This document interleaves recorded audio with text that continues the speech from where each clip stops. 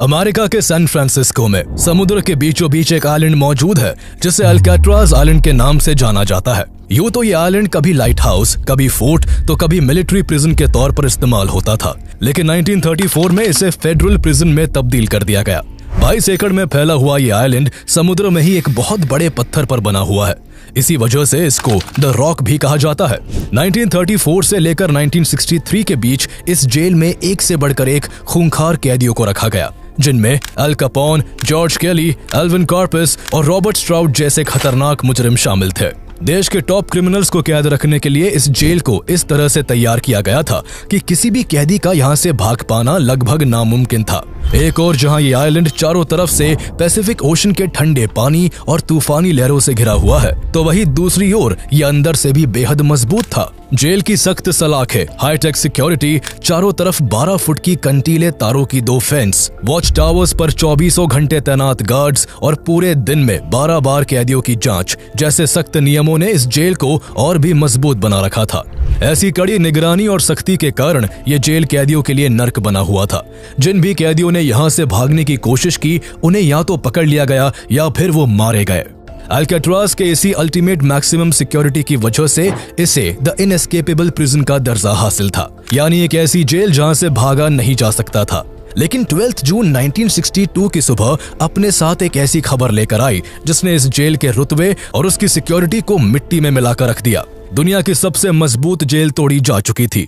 एक नहीं, 3 कैदी रात के अंधेरे में पुलिस की नाक के नीचे से फरार हो चुके थे। पीछे रह गए थे तो बस उनके नकली पुतले जो पुलिस की नाकामी पर मुस्कुरा रहे थे।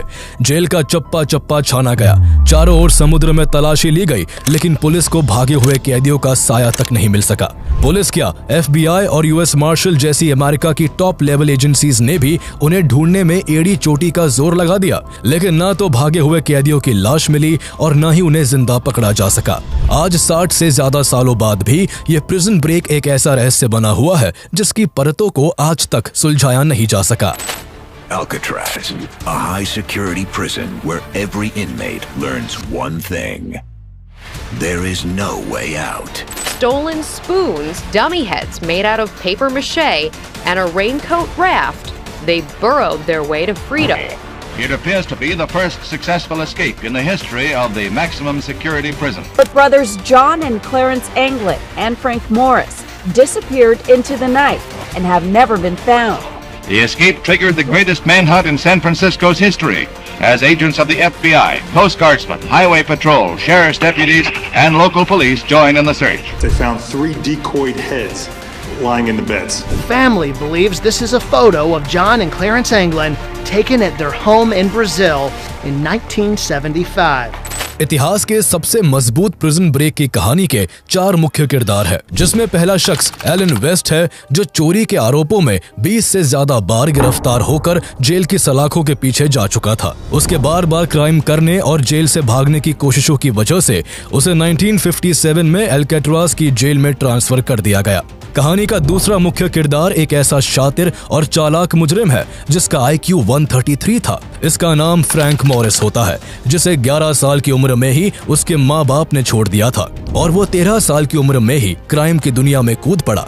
जेल के चक्कर काटते हुए उसकी आधी जवानी निकल चुकी थी, लेकिन फिर भी उसके गुनाह नहीं रुके।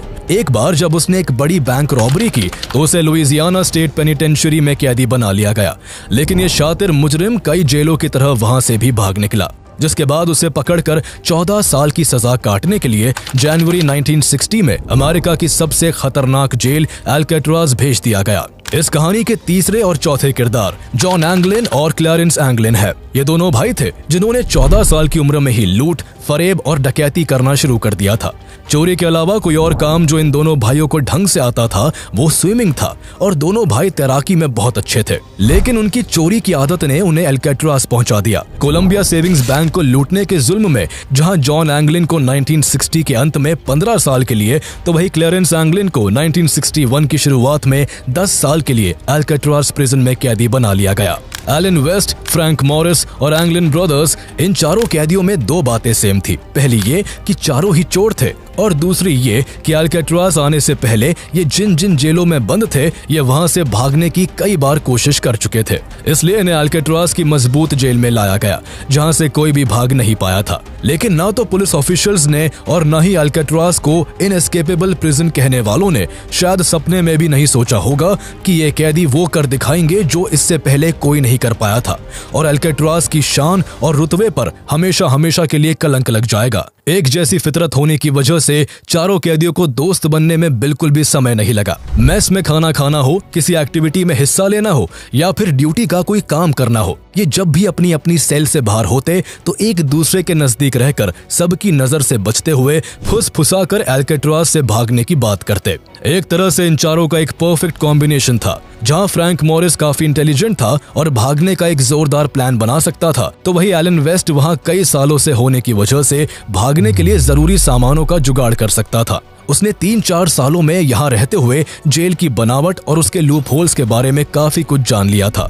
इसके अलावा जॉन और क्लेरेंस एंगलिन स्विमिंग में माहिर होने के कारण अल्काट्राज के चारों ओर के समुद्र को पार करने की तरकीब सोच सकते थे। लेकिन इनके सामने परेशानी ये थी कि ये अलग अलग ब्लॉक में कैद थे। अपने प्लान को अंजाम देने के लिए सभी को एक ही ब्लॉक में एक दूसरे की सेल के पास होना जरूरी था। साथ ही सरप्राइजिंगली उन्होंने ये भी पता कर लिया था कि ब्लॉक बी ही ऐसी जगह है जिसके ऊपर की वेंटिलेशन शाफ्ट कंक्रीट से सील्ड नहीं है, यानी अगर कोई भागने का चांस था तो वो केवल ब्लॉक बी में रहकर ही हो सकता था। इसलिए बहुत चालाकी से काम लेते हुए उन्होंने किसी तरह जेल स्टाफ को मना लिया और चारों कैदी बी ब्लॉक में एक दूसरे के आसपास वाली सेल्स में शिफ्ट हो गए। उनका पहला टारगेट अचीव हो चुका था और अब चारों ने वहां से भागने का प्लान बनाना शुरू कर दिया।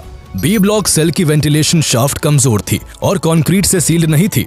वहां तक पहुंचकर कैदी छत पर चढ़ सकते थे और फिर वहां से भाग सकते थे। लेकिन सबसे बड़ा सवाल वेंटिलेशन शाफ्ट तक पहुंचने का था। बहुत सोच विचार के बाद उन्हें उनके सेल का वेंटिलेशन ग्रेट बाहर निकलने का अच्छा जरिया लगा।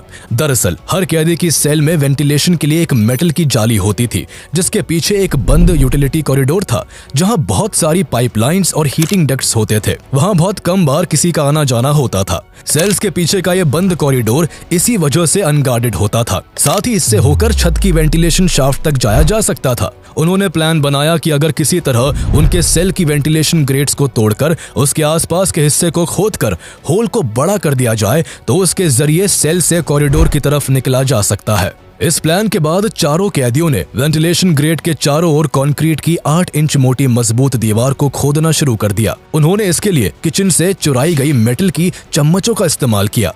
साथ ही प्रोसेस को फास्ट करने के लिए उन्होंने वैक्यूम क्लीनर मोटर से एक ड्रिल भी तैयार कर ली। दीवार को खोदने का काम म्यूजिक आवर के वक्त किया जाता, जब सभी कैदियों के लिए जेल में हर दिन 1 घंटे के लिए तेज आवाज में म्यूजिक बजता। इस तरह किसी को भी उनके काम की भनक नहीं लगती। साथ ही ये काम बारी बारी से किया जाता था। उनमें से कोई गार्ड्स पर नजर रखता और बाकी के अपना काम चालू रखते। इस तरह सभी की नजरों से बचते हुए खुदाई की जाती रही। दिन, हफ्ते और कई महीने गुजर जाने के बाद चारों ने आखिरकार अपनी अपनी सेल में सिंक के नीचे मौजूद वेंटिलेशन ग्रेट के आसपास इतना बड़ा सुराख कर लिया कि वो आसानी से वहां से पीछे बंद कॉरिडोर में निकल सकते थे। होल्स को छुपाए रखने के लिए उन्होंने म्यूजिक इंस्ट्रूमेंट्स, कुछ बड़े साइज के ऑब्जेक्ट्स और कार्डबोर्ड से बनाए नकली वेंटिलेशन ग्रेट का इस्तेमाल किया ताकि बाहर से देखने पर सेल के अंदर सब कुछ नॉर्मल लगे। उनके निकलने के लिए एक तरह से टनल तो तैयार हो चुकी थी और अब अगर वो चाहते तो किसी भी रात वहां से वेंटिलेशन शाफ्ट तक पहुंचकर उसे खोलकर छत पर जा सकते थे और वहां से गार्ड्स की नजरों से बचते बचाते भाग सकते थे। लेकिन वो इस तरह अल्काट्राज से बाहर निकल भी लेते तब भी उनके सामने खतरनाक समुद्र था जिसकी वजह से अभी तक के सारे एस्केप्स नाकाम रहे थे। इसलिए उन चारों ने सब्र रखते हुए ठंडे पानी और तूफानी लहरों को पार करने के लिए लाइफ जैकेट, बोट और पैडल जैसे जरूरी सामान बनाने का फैसला किया। ये सब बनाने के लिए उन्होंने वेंट की जगह किए सुराख से निकलकर कॉरिडोर के रास्ते अपनी सेल ब्लॉक के ऊपर एक सीक्रेट वर्कशॉप बनाने का फैसला किया जहां वो छिपकर अपने काम को अंजाम दे सकते थे। लेकिन ऐसा करने में मुश्किल इस बात की थी कि वो अगर अपनी सेल से बाहर रहकर ये काम करते तो उन्हें उनकी सेल में ना देखकर गश्त लगाने वाले गार्ड्स को उनके भागने का प्लान मालूम पड़ जाता।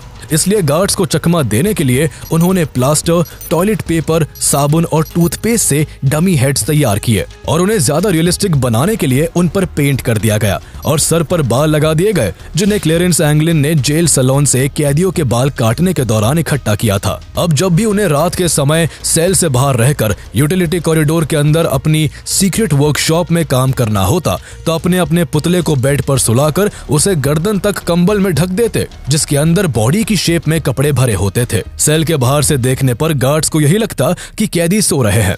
इस तरह सेल से बाहर रहने का नुस्खा निकालकर चारों शातिर कैदियों ने भागने के लिए अपनी सीक्रेट वर्कशॉप में कई जरूरी सामान बनाने शुरू कर दिए। उन्होंने किचन, लॉन्ड्री और वर्कशॉप समेत कई जगहों से बहुत सारा सामान चोरी किया और कई जरूरी चीजें तैयार कर ली। उन्होंने 50 से ज्यादा रेनकोट से लाइफ जैकेट्स और रबर राफ्ट को तैयार कर लिया था, जिसका आइडिया उन्हें उनके पास मौजूद एक मैगजीन से मिला। इस रबर राफ्ट को फुलाने के लिए फ्रैंक मॉरिस ने एक म्यूजिकल इंस्ट्रूमेंट कॉर्सेंटीना का इस्तेमाल किया, जिसे वो अक्सर बजाता रहता था। इसके अलावा लकड़ी के टुकड़ों और चुराए गए स्क्रू से नाव के लिए पैडल भी तैयार कर लिए गए। जहां कई महीनों की तैयारी में इतना सब कुछ कर लिया गया था, तो साथ ही उन्होंने सेल हाउस के टॉप में मौजूद वेंटिलेशन शाफ्ट को भी ढीला करना शुरू कर दिया था, जहां से निकलकर उन्हें भागना था। इस तरह उनके भागने का प्लान लगभग पूरा हो चुका था।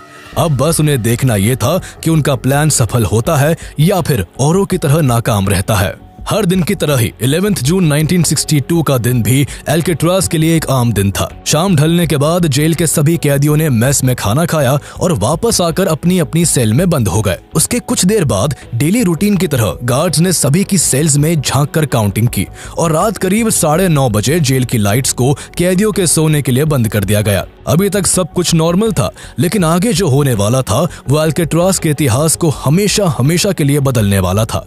ये रात अल्काट्राज़ की साख को मिट्टी में मिलाने वाली थी। लाइट्स ऑफ होने के तुरंत बाद इस प्लान के लीडर फ्रैंक मॉरिस ने अपने साथियों को बताया कि उन्हें आज रात ही अपने प्लान को अंजाम देते हुए वहां से भागना होगा। जिसके बाद उन्होंने अपनी अपनी सेल में वेंटिलेशन की जाली को हटाकर उसके चारों तरफ की कंक्रीट सीमेंट को हटाना शुरू कर दिया, जिसे वो अक्सर अंदर आ जाने के बाद लगा दिया करते थे। फ्रैंक मॉरिस, जॉन एंगलिन और क्लेरेंस एंगलिन कुछ ही देर में वेंट को पार करके सेल से निकलकर पीछे कॉरिडोर में आ गए, लेकिन एलन वेस्ट अभी भी वेंट के पास की सीमेंट को हटाने में लगा था, जो सख्त हो चुकी थी। उसे टाइम देते हुए बाकियों ने अपने खुफिया ठिकाने से सारा सामान इकट्ठा करना शुरू कर दिया। सब कुछ तैयार था, लेकिन वेस्ट अब भी दीवार के सुराग को पूरा नहीं खोल पाया था, जिससे वो बाहर आ पाता। उसके साथियों ने दीवार की पिछली साइड से कुछ मदद करने की कोशिश की, लेकिन मानो आज किस्मत उनके दोस्त एलन वेस्ट के साथ नहीं थी। जब बहुत वक्त गुजर गया तो उन तीनों ने अपने साथी को पीछे छोड़ने का फैसला किया और आगे बढ़ गए। तीनों कैदियों ने सारा सामान लाद कर 30 फुट ऊंचे सेल हाउस रूफ तक पहुंचने के लिए उसमें लगी पाइपलाइंस का सहारा लिया और वेंटिलेशन शाफ्ट को खोलकर तीनों छत पर आ गए। इस समय चारों तरफ कोहरा और रात का सन्नाटा छाया हुआ था। जेल और टावर की लाइट्स के अलावा हर तरफ अंधेरा था। उन्होंने बड़ी ही सावधानी से बिना कोई आवाज किए 100 फीट की छत को पार किया और फिर जमीन तक लगे पाइप से लटकते हुए नीचे जमीन पर आ गए।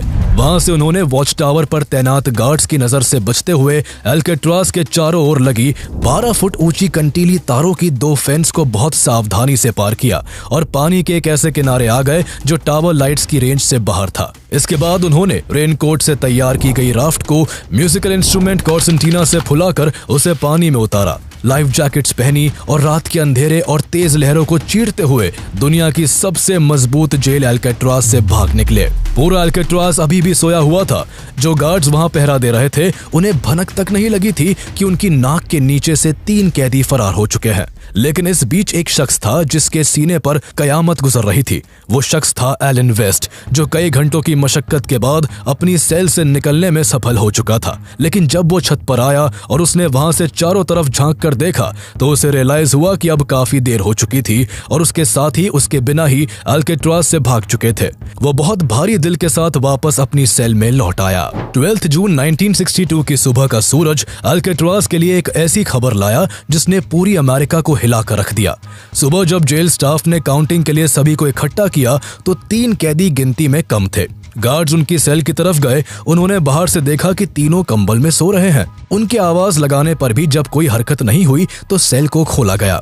अंदर घुसकर गार्ड ने जैसे ही चिल्लाते हुए कैदी के सर पर डंडा मारा, सर धड़ाम से नीचे जमीन पर आ गिरा और उसकी नाक टूट गई। ये वही पुतले थे जो तीनों अपने अपने बेड पर छोड़ गए थे। इसके बाद कंबल हटाकर देखा गया तो कपड़े और तौलिया उसमें ठूसे हुए थे।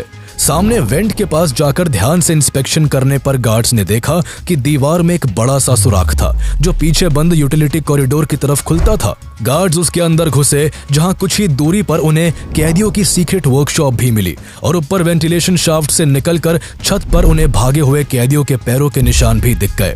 गार्ड्स को सारा माजरा समझ आ चुका था कि 3 कैदी जेल तोड़कर फरार हो चुके हैं। फौरन अलार्म्स बजाकर पूरे अल्काट्राज को लॉकडाउन कर दिया गया और जेल के कोने कोने में उन्हें ढूंढा जाने लगा। पुलिस के अलावा वहां FBI और आर्मी भी आ पहुंची और एक बड़े स्केल पर सर्च ऑपरेशन शुरू हो गया। अल्काट्राज के आसपास की जमीन और समुद्र सब कुछ खंगाल लिया गया, लेकिन भागे हुए कैदियों का कुछ पता नहीं चल सका। इस दौरान एलन वेस्ट को भी इन्वेस्टिगेट किया गया, जो शुरू से ही इस एस्केप प्लान का हिस्सा था, और सर्च करने पर उसके कमरे में भी गार्ड्स को उन तीनों की तरह डमी हेड मिला।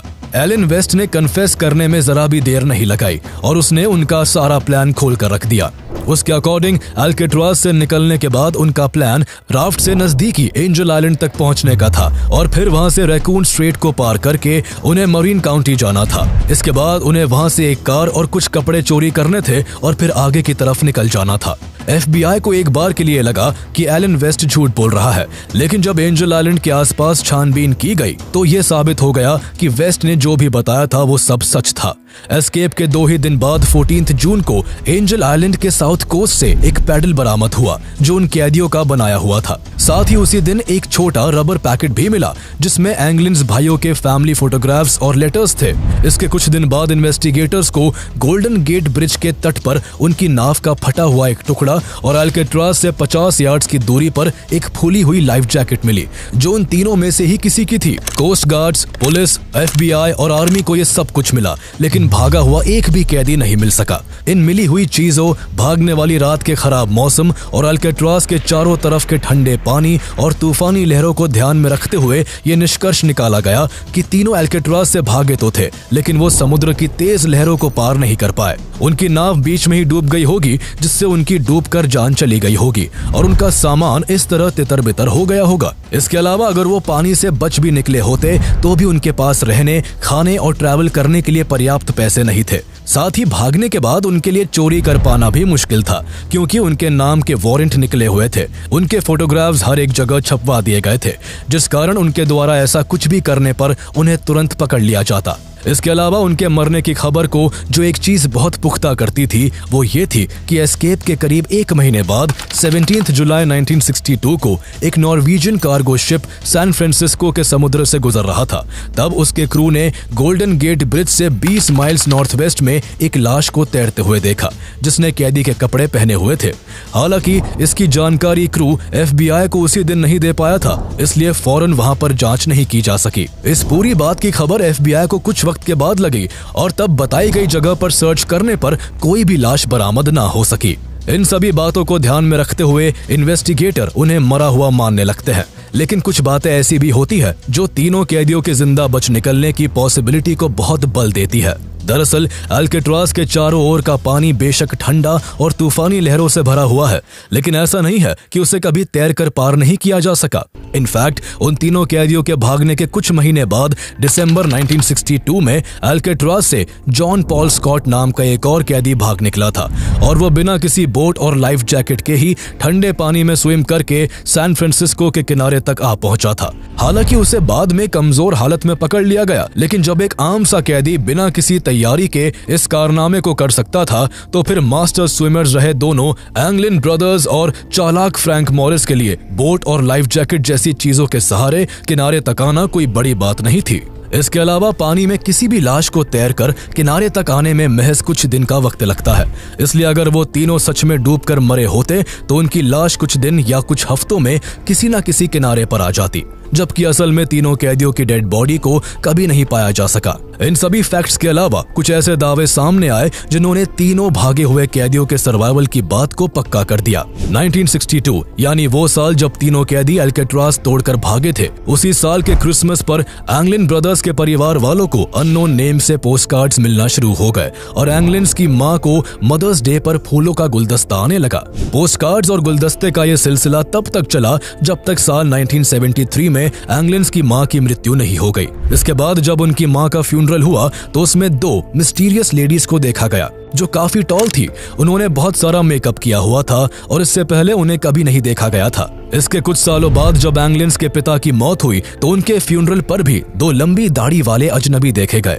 जिन्होंने फ्यूनरल अटेंड किया वो वहां कुछ देर रुके, कोने में खड़े होकर रोए और कुछ ही देर बाद वहां से गायब हो गए। परिवार वालों ने बाद में क्लेम किया कि ये जॉन और क्लेरेंस एंगलिन ही थे जो FBI की नजर से बचकर किसी न किसी तरीके से उनसे जुड़े हुए थे। उनकी मां के फ्यूनरल में भारी FBI की टीम भी उन्हें नहीं पकड़ पाई थी जब दोनों भाई औरत के भेस में वहां आए हुए थे। इसके अलावा उनके जिंदा बचने को लेकर एक और क्लेम सामने आता है। दरअसल जब एंगलिन ब्रदर्स के बड़े भाई रॉबर्ट एंगलिन की डेथ हुई तो उसने मरने से पहले अपने परिवार वालों से कहा कि कोई भी जॉन और क्लेरेंस की चिंता ना करे, दोनों सेफ है और वो 1963 से ही उनके संपर्क में रहा है। जहां एंगलिन्स के परिवार वालों के ये दावे उन दोनों के जिंदा रहने को बल देते हैं तो वही एक दावा फ्रैंक मॉरिस के चचेरे भाई बड वाइट का भी है, जिसके हिसाब से फ्रैंक मॉरिस जेल से भागने के कई दिनों बाद उससे सैन डिएगो के पार्क में मिलने आया था। उसकी इस बात का उसकी बेटी ने भी समर्थन किया जो उस दिन उसके साथ वहां मौजूद थी। FBI के सामने इस तरह के बहुत सारे दावे आते रहे जो उन तीनों के जिंदा बचे रहने की बात को पुख्ता करते थे, लेकिन जांच करने पर FBI को कुछ भी नहीं मिला। इस तरह इन्वेस्टिगेशन करते हुए करीब 16 साल गुजर गए, लेकिन जब FBI को उन तीनों का कोई सुराग नहीं मिल सका तो FBI ने थक हार कर 1979 में इस केस को क्लोज कर US मार्शल सर्विसेज को इस केस की सारी जिम्मेदारी सौंप दी। लेकिन इस रहस्य भरे केस में आखिर US मार्शल भी क्या अलग कर सकती थी। US मार्शल के अंडर भी सालों तक इन्वेस्टिगेशन चलती रही, लेकिन ना तो तीनों कैदियों का कोई अता पता चला, ना ही उनसे जुड़ा कोई पुख्ता सबूत मिल सका। इस इन्वेस्टिगेशन में कुछ जान तब आई जब 2003 में US मार्शल माइकल डाइक ने इस केस का चार्ज अपने हाथों में लिया। उन्होंने इस केस से जुड़ी सभी फाइल्स को खंगालना शुरू कर दिया जिन पर सालों से धूल जमी हुई थी। डाइक ने मरीन काउंटी पुलिस स्टेशन का रिकॉर्ड भी चेक किया जहां से उन्हें इस केस से जुड़ी एक बड़ी इंफॉर्मेशन मिली। जिस रात तीनों कैदी भागे थे उसी रात की एक पुलिस रिपोर्ट उन्हें वहां से मिली जिसमें कार के चोरी होने की कंप्लेंट थी। हैरानी की बात यह है कि आई विटनेस ने इस कार को 3 लोगों द्वारा चोरी करते देखा था। ये एक ब्लू शेवी कार थी जिसे चोरी होने के अगले दिन मरीन काउंटी से 100 माइल्स दूर कैलिफोर्निया के स्टॉकटन में देखा गया जिसमें 3 लोग बैठे हुए थे। इस कार की स्पीड इतनी तेज थी कि रोड पर बाकी व्हीकल से टकराने से ये बाल बाल बची। इसी को लेकर स्टॉकटन के पुलिस स्टेशन में एक शख्स ने कंप्लेंट रिपोर्ट भी लिखवाई थी। इन सभी बातों को एलन वेस्ट के दिए कन्फेशन से जोड़कर देखा जाए तो भागे हुए कैदियों ने सब कुछ प्लान के मुताबिक ही किया था और वो मरीन काउंटी से कार चोरी करके अपनी मंजिल की तरफ फरार हो गए थे। लेकिन 1962 की इन रिपोर्ट्स पर 40 सालों बाद गौर किया जा रहा था, जिस वजह से उन्हें ढूंढने में माइकल डाइक को कोई भी हेल्प नहीं मिल सकी।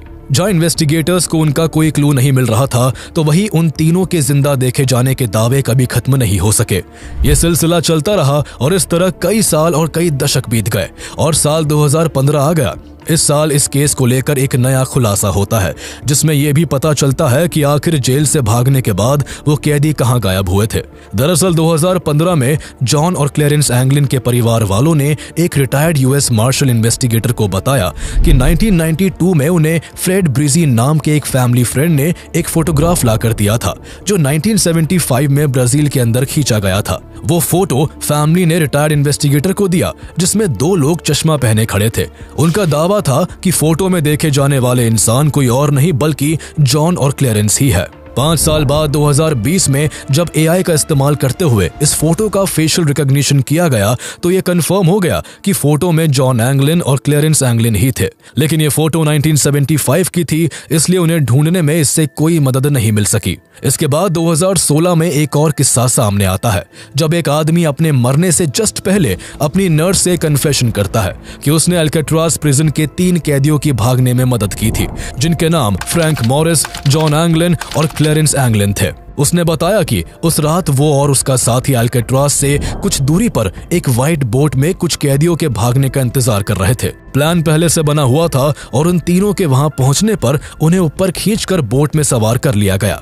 इसके बाद वो रात के अंधेरे में वहां से भाग निकले। दरअसल इससे ही जुड़ी एक जानकारी रॉबर्ट केकी नाम के एक पुलिसमैन ने एस्केप के जस्ट कुछ दिन बाद ही FBI को दी थी। उसने बताया था कि उस रात जब वो ऑफ ड्यूटी था तब उसने मरीना ग्रीन के पास अपनी कार में बैठे हुए अल्काट्राज से कुछ दूरी पर एक सफेद बोट को देखा था। बोट में कोई रोशनी भी नहीं थी, इसलिए हो सकता है इसी बोट के सहारे वो तीनों भागे हो। लेकिन उसके जरूरी पॉइंट को FBI ने कोई खास तवज्जो न देकर कोई जरूरी छानबीन नहीं की थी। 3 कैदियों का अल्काट्राज से भाग निकलने का यह रहस्य साल दर साल नए मोड़ लेता रहा। 2018 में सैन फ्रांसिस्को पुलिस ने एक ऐसा खुलासा किया जिसने सभी को और भी हैरत में डाल दिया। पुलिस ने बताया कि उन्हें 2013 में एक लेटर मिला था जिसमें लिखने वाले का नाम जॉन एंगलिन लिखा हुआ था। उस लेटर में बताया गया कि तीनों कैदी 1962 की जून की रात अल्काट्राज से जिंदा भाग निकले थे और FBI की नजरों से बचते हुए अलग अलग जगहों पर छुपकर रहते थे।